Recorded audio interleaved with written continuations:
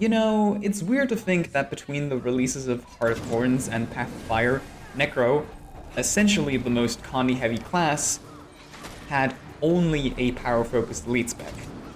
Pre-Path of Fire was a weird time, and post-Path of Fire Scourge is still weird, because it's in two special categories of DPS builds at the same time.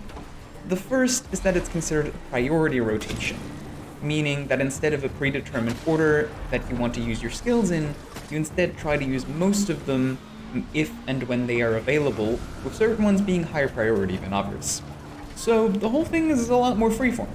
Now, I'm gonna let you in on a secret. I play almost everything as though it was a priority rotation. Hell, for this series alone, I'm swapping build after literally every boss. Do you think I have the time or brain capacity to learn every rotation properly? And I mean, that's the spirit of the series. It works just fine. Unless you're Elementalist exactly. But that's a topic for another day. Anyway, the second special designation that Scourge gets is Utility DPS. Scourge overall has less damage than other comparable Condi DPS builds, but it has some really powerful support options that don't fit on the typical support builds. You inherently have a solid res, group area, and frequent Condi cleanse, but what makes Scourge so special is just how little you have to give up to swap out certain options for more utility.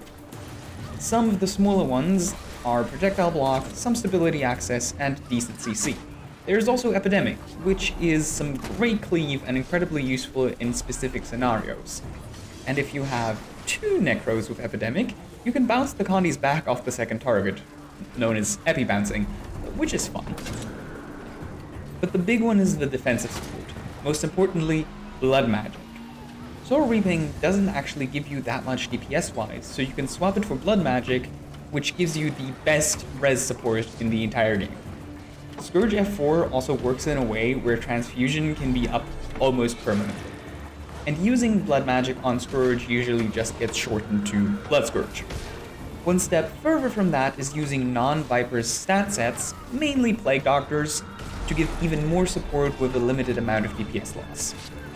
Now, Blood Scourge is a bit contentious, because it does have significantly less damage than the average DPS, and it's kinda like using training wheels for any boss. My sincere recommendation is that you should not assume that people need or want this style of support. Start without Blood Magic and politely offer to bring it if you think the group would benefit from the extra safety net it provides. I've found that makes the most people happy. This has been one of the longest scripts I've had so far for a build, but Scourge is pretty special.